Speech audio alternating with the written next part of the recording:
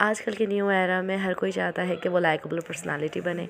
यकीनन आप भी चाहते होंगे। तो आज मैं आपको कुछ इस तरह के पॉइंट्स बताऊंगी जिसकी वजह से आप भी लाइकेबल पर्सनालिटी बन सकते हैं। सबसे फर्स्ट पॉइंट, जो पहला पॉइंट है हमारा, वो है वेट करवाना और ख़ुद पर पेशेंस रखना। यानी कि सामने वाले को इतना मजबूर कर लें कि वो आपको याद करने लग जाए, वो ना चाहते हुए भी आपको याद करने पर मजबूर हो जाए। अब आप सोच रहे होंगे ऐसा कैसे हो सकता है, ऐसा हम कैसे कर सकते हैं, क्या कोई इस तरह का मैजिक है? मैजिक ही कह लें, क्योंकि आपको ज़्यादा नहीं, बस इतना करना है कि जब भी अगर आपकी टेक्स्ट मैसेज पर बात होती है तो आपको सिर्फ यही करना है, एक मैसेज करना है कि जिसमें आपको कहना है कि मैं आपसे कुछ बात करना चाहता हूँ, बहुत इम्पॉर्टेंट है। ये कहकर आप ऑफ़लाइन चले जाएं। ऑफ़लाइन चले जाने के बाद आप अपना फ़ोन ऑफ़ कर दें या तो फिर ऑफ़लाइन चले जाएं और 2 या 3 घंटे बाद आप ऑनलाइन आएँ।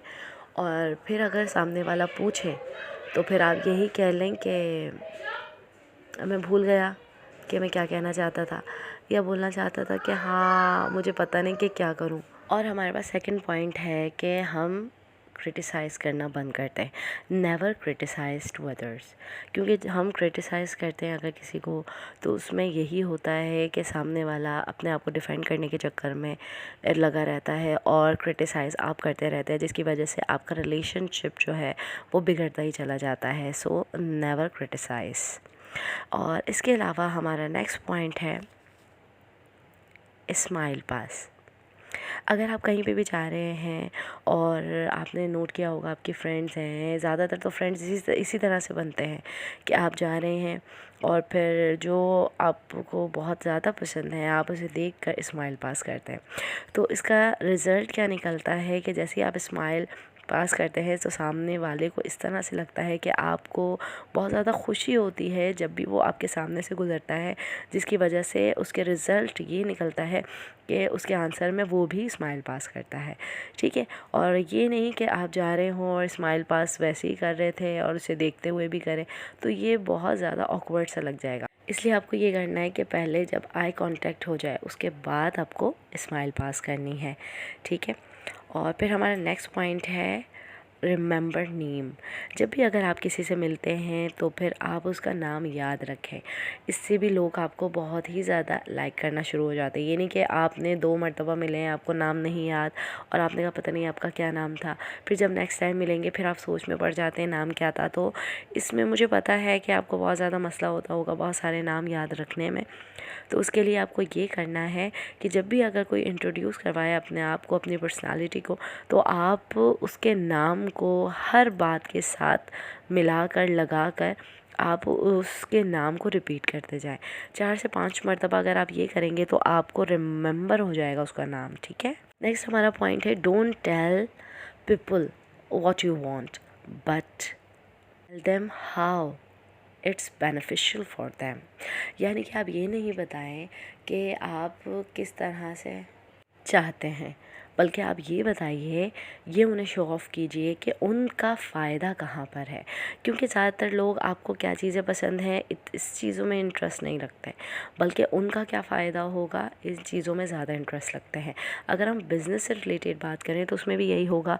अगर कोई आपको जॉब देता है तो उसमें आपको आपका बेनिफिट बताता है, आपको बताता है कि आपका इसमें क्या फ़ायदा होगा, आपको इतनी सैलरी मिलेगी, आपको इतना बोनस मिलेगा। तो आप अपना फ़ायदा देख कर ही वो जॉब आप लेते हैं। ठीक है, उस पर फुलफ़िल करते हैं। अगर वो सारी रिकमेंडेशंस को, रिक्वायरमेंट्स को अगर आप फुलफ़िल करते हैं तो दैन जो है वो सारी चीज़ें आपकी जो भी आपने आगे रिक्वायरमेंट्स रखी थी वो सब पूरी की जाती है। ठीक है, और मेन पॉइंट ये है कि गुड लिसनर बनना सीखें, कि अगर सामने वाला कुछ भी कह रहा है तो आप उसे सुनें, ज़्यादा से ज़्यादा सुनें। क्योंकि ज़्यादातर ये होता है कि लोग बोल रहे होते हैं, हम अपनी कहानी सुना रहे होते हैं, तो हमें 90% नहीं बल्कि सिर्फ 10% बोलना है, यानी कि जवाब देना है हाँ या ना में।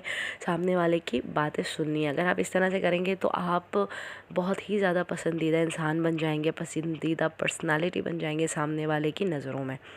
ठीक है, तो एज अ गुड लिसनर जो है वो आप ये पर्सनालिटी अपनी सामने वाले इंसान की नज़रों में भी और उसके दिमाग में भी और हमेशा आगे आने वाले वक्त तक आप जो है इसे कायम दायम रख सकते हैं। और नेक्स्ट पॉइंट जो है वो ये है कि बेटर रिलेशनशिप, बेटर बिजनेसमैन और बेटर बिजनेस पार्टनर, उसके लिए आपको जजमेंट अच्छी करनी पड़ेगी। अगर आपको ये सिर्फ पता चल जाए कि कौन सा इंसान सच्चा है और सच में आपको पसंद कर रहा है और कौन सा सिर्फ दिखावा कर रहा है, तो आपकी लाइफ जो है वो बहुत ही ज़्यादा अच्छी हो जाएगी।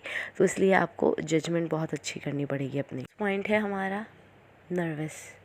जो इंसान आपको देख के नर्वस हो रहा है या ब्लश हो रहा है, तो फिर आप ये जान लीजिए कि वो आपसे सच में प्यार कर रहा है, सच में आपको पसंद करता है। ठीक है, उसकी बॉडी लैंग्वेज से आपको बिल्कुल पता चल जाएगा जो इंसान नर्वस होता है। नेक्स्ट और इम्पॉर्टेंट पॉइंट है हमारा बॉडी लैंग्वेज। हमें ये समझना पड़ेगा कि सामने वाले की बॉडी लैंग्वेज क्या कह रही है। अगर उसने हमारा इंटरव्यू लिया है तो उनकी बॉडी लैंग्वेज क्या है, वो क्या हमें आंसर बाद में क्या देने वाला है।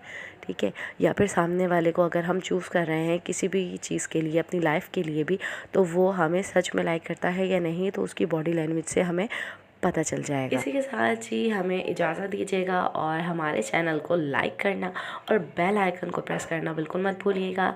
ठीक है, और जितना चाहें वो शेयर कर सकते हैं और कमेंट्स आप करके बता सकते हैं कि नेक्स्ट जो वीडियो बनाऊँ वो किस पर बनाएं। ठीक है, तब तक के लिए आरजे पिंकी को दीजिएगा इजाज़त। अल्लाह हाफ़िज़। अल्लाह ने के बाद।